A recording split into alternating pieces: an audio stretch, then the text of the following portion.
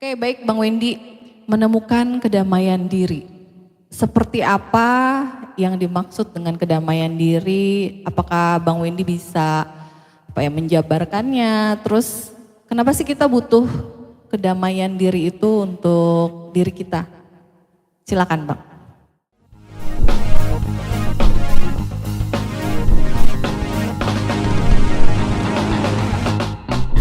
Menemukan kedamaian diri.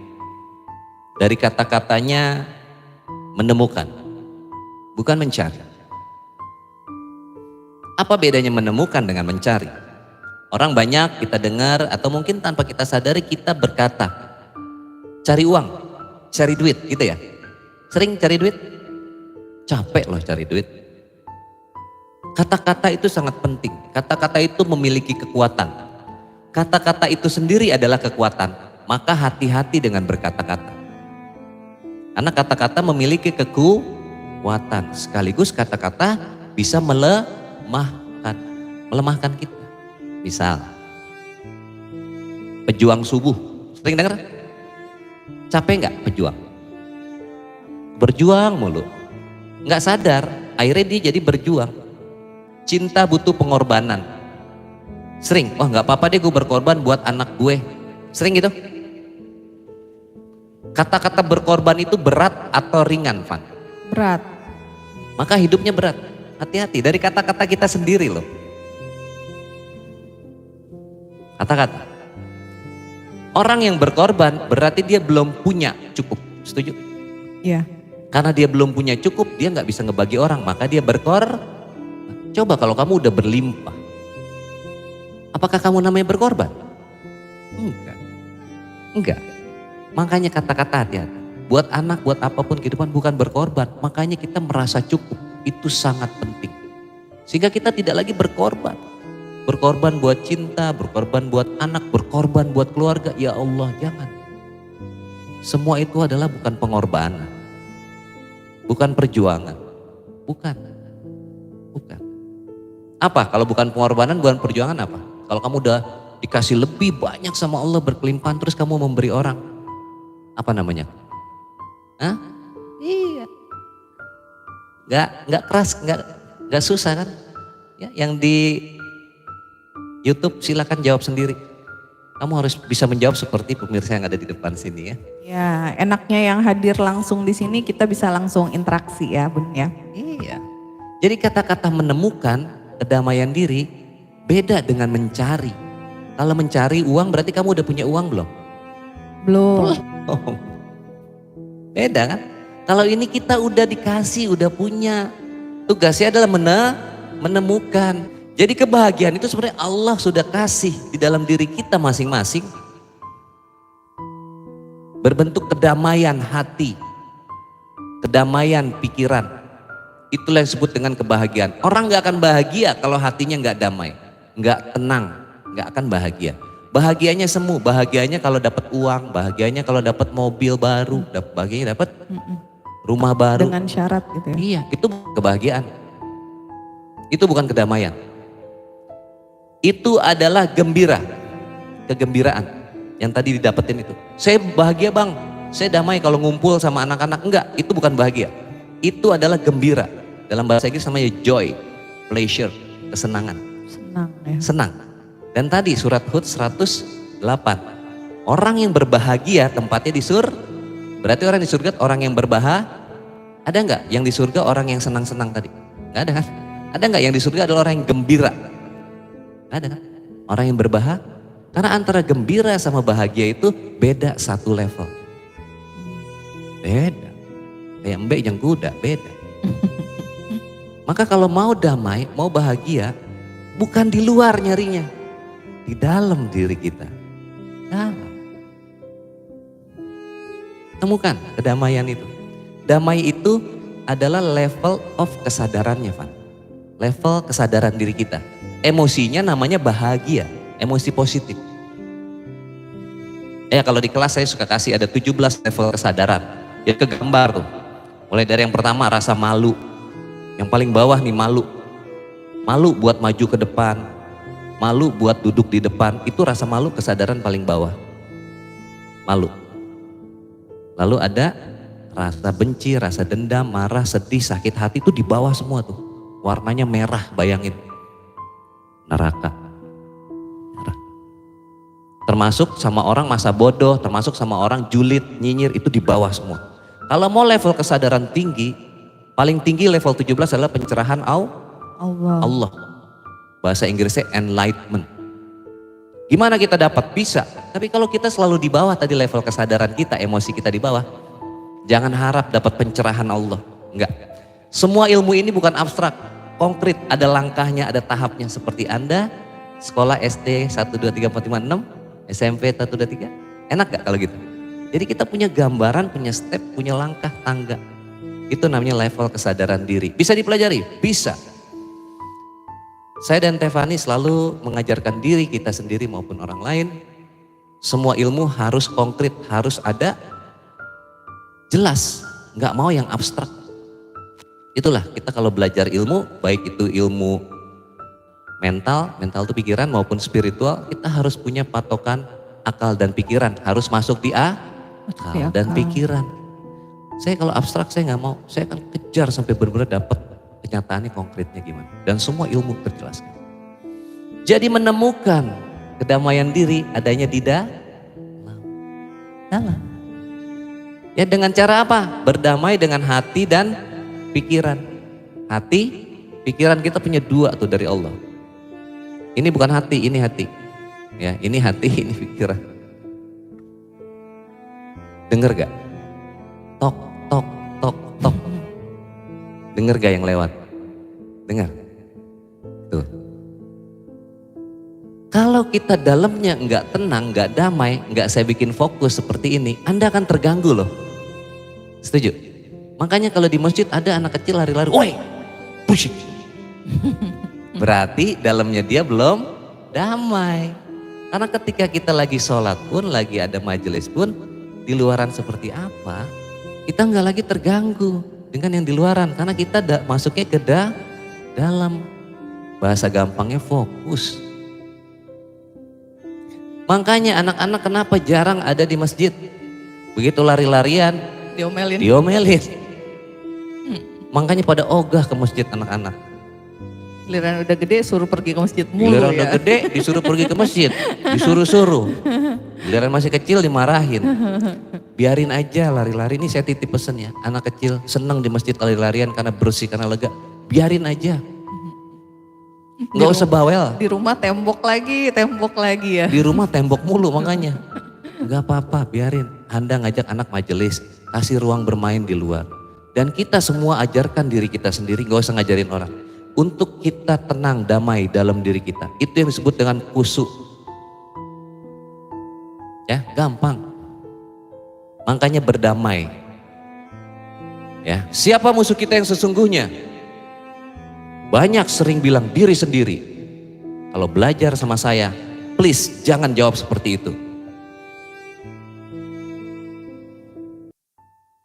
Kenapa? Jangan diri sendiri.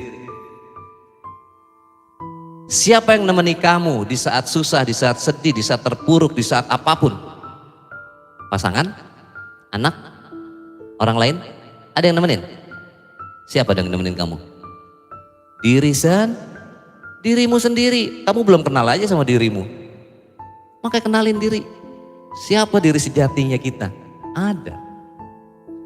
Jadi kalau kamu nih, ya, Anda lagi susah, lagi sedih, lagi ribut sama pasangan, boro-boro pasangan mau nemenin, Allah yang nemenin, iya Allah yang nemenin. Kenal kagak sama Allahnya yang mana? Belum kenal juga. Yang nemenin yang paling wujud fisik adalah diri sendiri.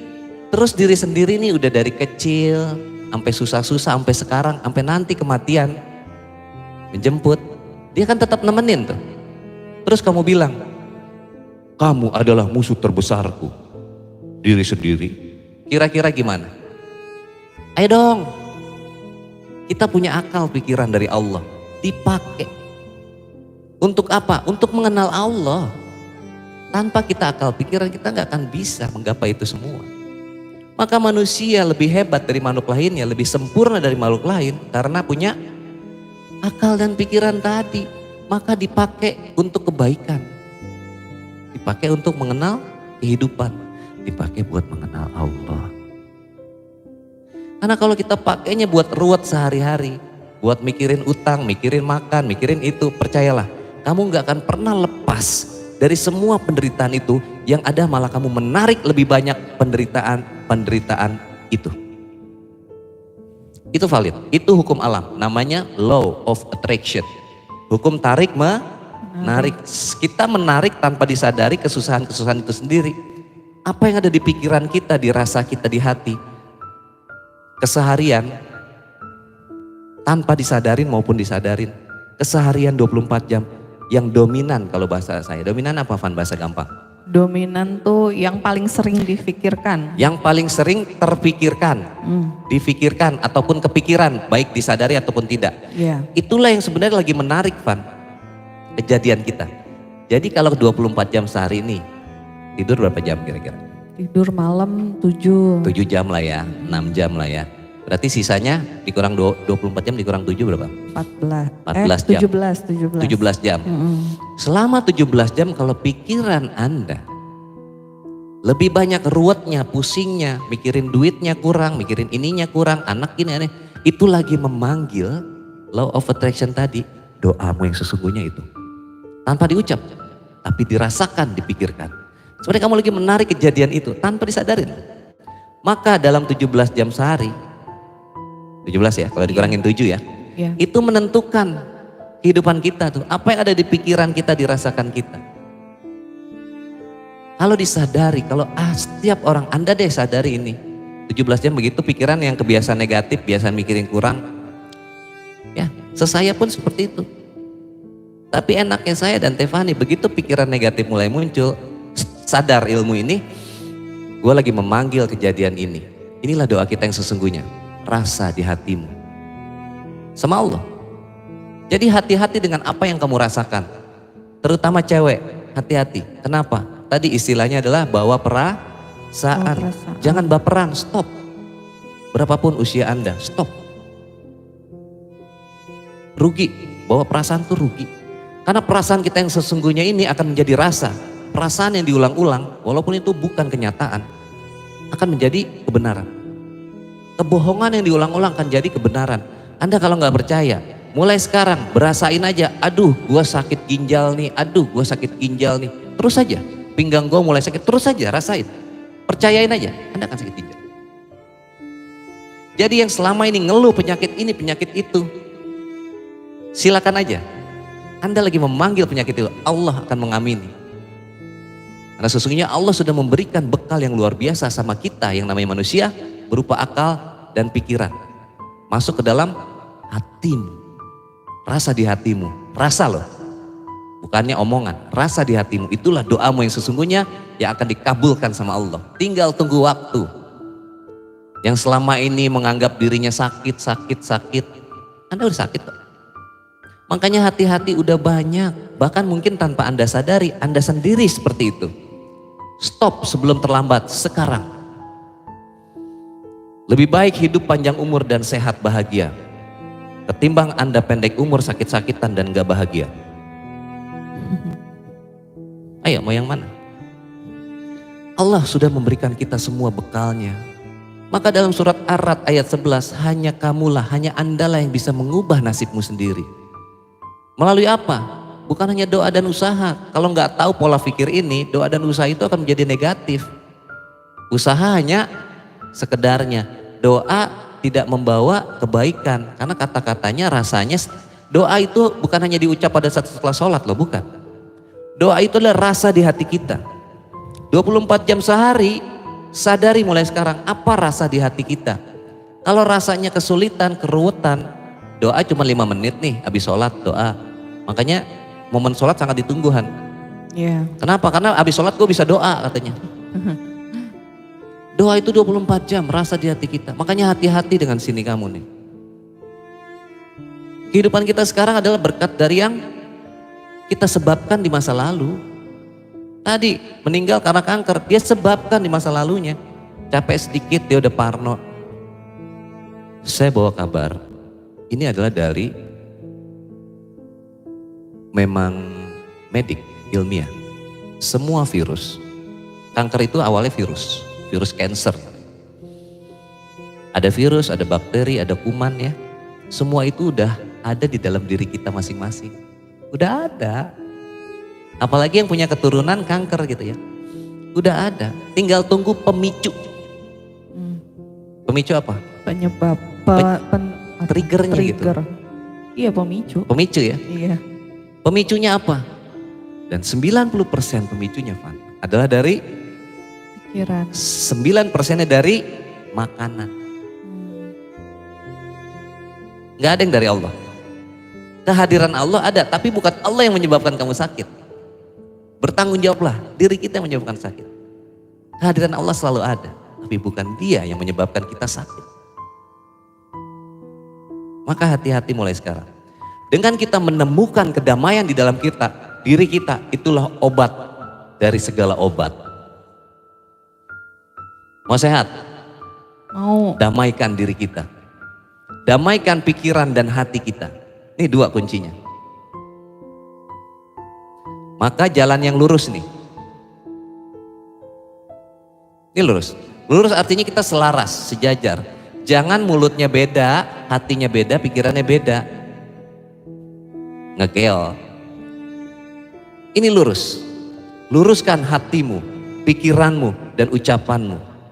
Gak usah susah-susah. Sikap perilaku kita. Maka kalau memang ada gak suka sama orang, jangan bilang suka di mulut doang, tapi di belakang kamu ngomongin. Berarti ininya gak lurus. Ya. Nanti saya kasih poin-poinnya. Gitu ya, Tefani ya, silakan. Oke. Bang, tadi menarik nih, karena ini sering banget diomongin sama ya mungkin guru-guru kita dulu ngaji. Ya maksudnya sekarang pun orang-orang berpikiran kayak gitu karena dulunya diajarin ya. Kalau orang sakit itu biasanya ya udah kata dia ini sabar ya gitu misalnya. Kata orang yang ngejenguk sabar ya, iya ini ujian dari Allah buat penggugur dosa-dosa saya katanya gitu ya. Padahal barusan kalau Bang Wendy bilang gak ada tuh penyakit dari Allah. Kita yang nyebabin sendiri ya, dari pikiran kita, mungkin pola hidup kita yang gak baik. Tapi 90% tapi dari pikiran ya. Nah itu gimana Bang? Maksudnya kan itu jadi kayak bertolak belakang gitu ya. Nah itu gimana Bang? Baik, bismillah, pertanyaan bagus Bang. Saya juga pernah dengar seperti itu, untuk menggugurkan dosa-dosa kamu. Ya orang yang diomongin kayak gitu pas lagi sakit hatinya lebih tenang. Betul? Jadi dia lebih nerima. Bagus-bagus aja, silakan untuk menenangkan si pasien. Si teman kita ini. Oke, saya juga pernah sakit. Dan rasa kesakitan tuh bagi saya udah pernah ngerasain rasa sakit yang paling sakit. Kecuali melahirkan. Ya, saya tahu rasa melahirkan tuh sangat sakit. Patah tulang itu paling sakit. Patah tulang tuh paling sakit. Tapi melahirkan Van, itu 43 kali lipat daripada patah tulang. Makanya saya nggak dikasih. Tepuk tangan buat Anda semua yang diberikan kesempatan sama Allah. Kamu adalah makhluk hebat yang melahirkan. Bayangkan 43 kali dari patah tulang. Saya patah tulang aja nih, gila sakitnya sampai ke bool-bool. Bener, orang kalau udah pernah patah tulang gak bisa tidur semalaman sampai subuh. Semua saya udah merasakan rasa sakit. Sakit pinggang tahu? Saya lebih kepada HNP. HNP itu saraf kejepit. Bukan gak bisa gerak, gak bisa gerak sedikit aja sakitnya sakit. Dikit nih, pakai celana dalam kagak bisa. Kata Tefani, kamu mah gak pantas badan segini gede sakit. Dulu saya sakit pinggang kenapa? Karena ego. Saya nge-gym, saya angkat barbel. Saya ego mau punya badan yang ya bagus berotot dulu. Jadi ketika latihan pakai ego Van, kita nggak mau kalah sama orang. Jadi kita overload di luar dari daya tahan tubuh saya. Mungkin kalau harusnya daya tahannya 60 kg, saya squat yang jongkok itu pakai barbel. Mungkin hanya 60 kg, saya bantai bisa kali 2. Saking pengen cepet jadi gitu. Berlebihan jadinya. Berlebihan. Overload. Karena ego. Ego. Latihan terus seperti itu. Apa yang terjadi? Yang terjadi adalah otot saya cedera. Cederanya otot di pinggang itu membuat tidak kuat penahanan. Jadi otot tuh paling luar. Ini kulit. Terus ada otot. Terus ada syaraf. Ada tulang di pinggang tuh, bayangin ya. Jadi kalau ototnya lapisan paling luar, temboknya istilahnya runtuh karena cedera, otomatis sarafnya akan ketekan. Masuknya kemana? Ke dalam dis tulang yang ada di tulang belakang, lumbalnya. 5 tulang lumbal nih di sini, di belakang sini.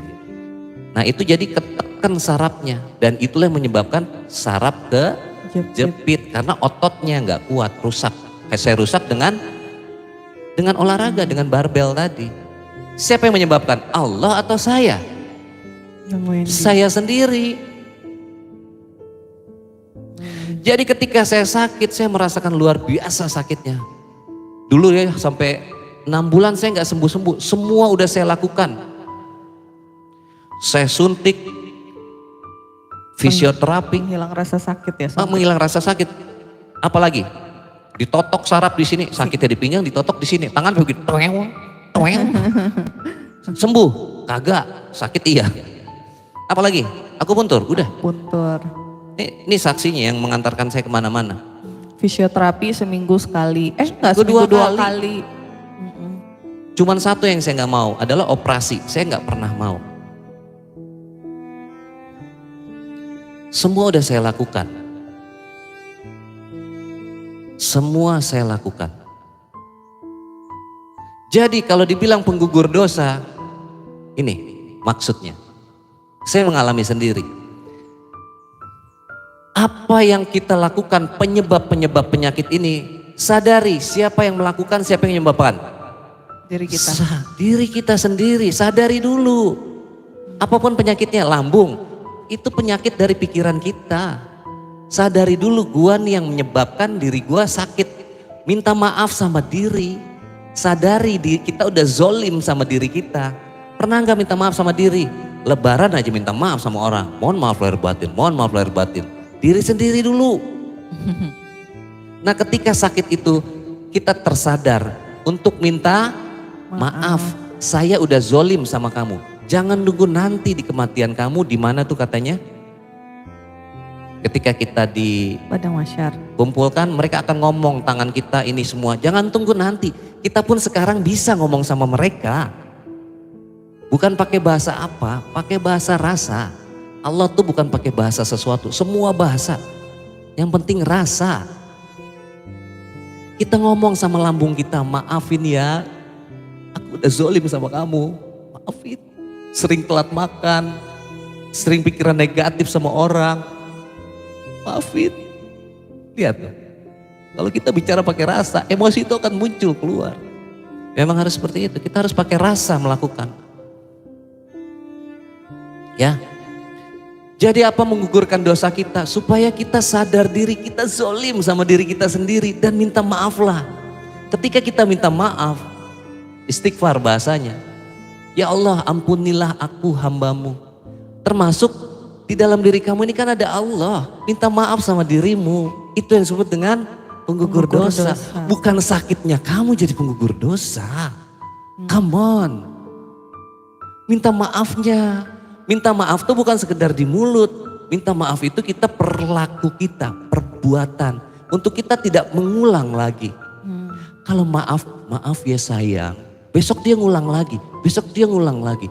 Itu bukan maaf. Jadi disebut dengan menggugurkan dosa kita. Kita sadar terhadap apa yang kita lakukan di masa lalu terhadap diri kita. Dan kita minta maaf sama diri. Ayo siapa yang punya penyakit di sini? Minta maaf buru-buru sama dirimu. Semua penyakit itu tumbuhnya dari diri kita sendiri. 90% pikiran. Nih yang suka ngomongin orang. Mukanya gak berhenti untuk ngomongin orang. Gatal kayaknya kalau gak ngomongin orang sekali. Dari muka kelihatan.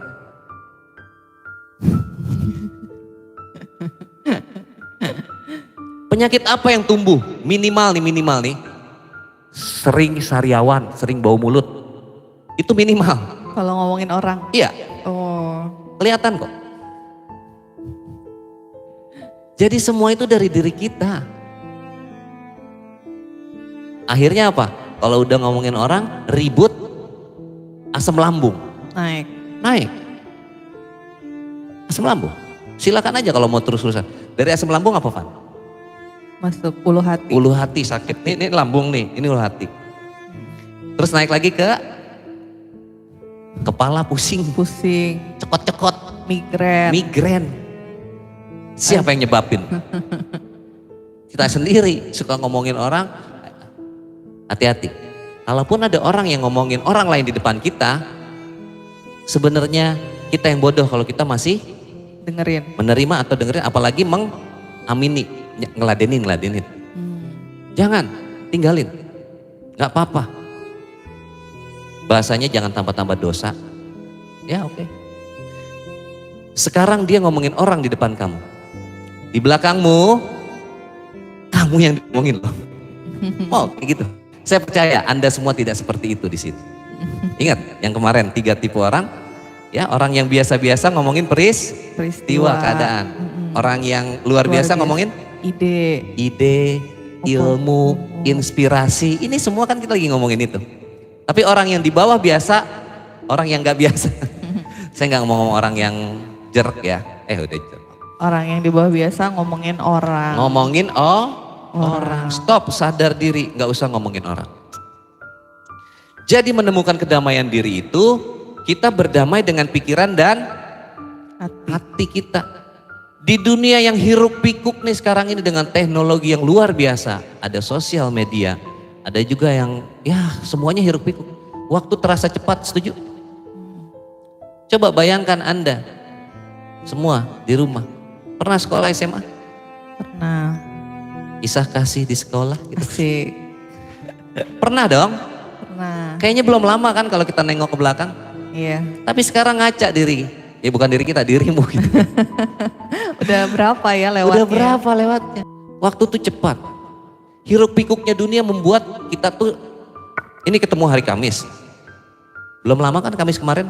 Iya. Rasanya. Itulah hiruk pikuk dunia. Kalau kita masuk ke dalam diri kita, keheningan kita, waktu tuh gak sebegitu cepat.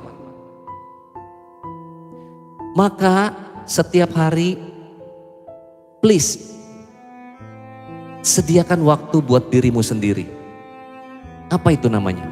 Masuk ke dalam keheningan. Kalau orang bilang meditasi.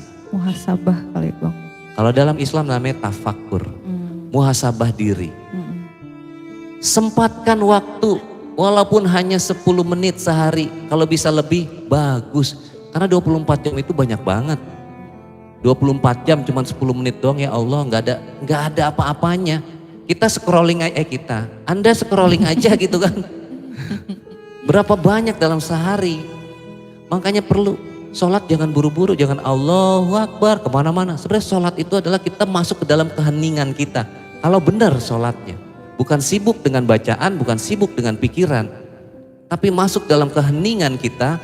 Kita sadar di dalam diri kita ini ada siapa. Ada siapa di dalam diri kita? Saya udah kasih tahu waktu itulah. Biar sekarang jadi misteri, jangan ditas. Ya, iya.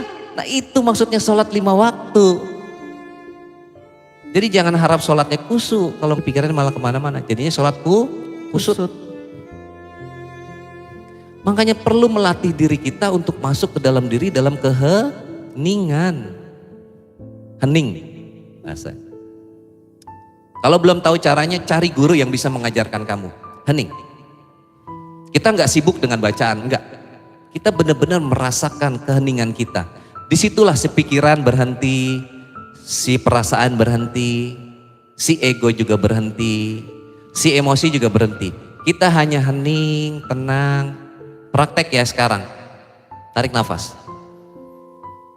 Taruh semua alat-alat kamu, pikiran kamu apapun yang ada, ya taruh dulu. Ingat, namanya hening, kita tidak membawa apapun. Termasuk teman di sebelah kamu, hening. Yuk bagi yang mau ikut aja. Hening. Hening itu artinya kita tidak memikirkan apa-apa. Lihat di sekeliling kamu. Lihat satu aja yang kamu lihat. Oke, dah. Tuh ada suara. Oke. Ada rasa. Kamu bisa pegang apapun. Pegang. Apapun tangan kamu juga boleh dipegang. Benar-benar ngerasakan. Nah, jangan fokus sama yang lain, hanya fokus pada satu. Saya ulang. Lihat satu. Dah, saya ngelihat sesuatu. Sekarang pindahkan ke suara. Apa yang kamu dengar? Tuh. Tuh. Oke, sekarang lepaskan itu. Kamu pegang satu yang bisa kamu sentuh. Fokusnya hanya yang kamu sentuh. Mau celana, mau baju. Abaikan yang lain. Ya, lalu. Oke, sekarang kamu tarik nafas. Rasakan hanya kepada nafas kamu. Yang selama ini kita nggak sadar lagi nafas. Sekarang rasakan. Abaikan semua yang lain. Kamu hanya fokus dan merasakan kesadaran kamu sepenuhnya pada nafas. Tarikan nafasmu. Tarik yang dalam. Ketika kamu lepaskan juga kamu rasakan. Tarik nafas lagi, kamu rasakan benar-benar hanya kepada nafas. Inilah keheningan. Ketika kamu benar-benar gampang. Ini saya hanya kasih beberapa detik. Ya, kalau di kelas saya kasih banyak.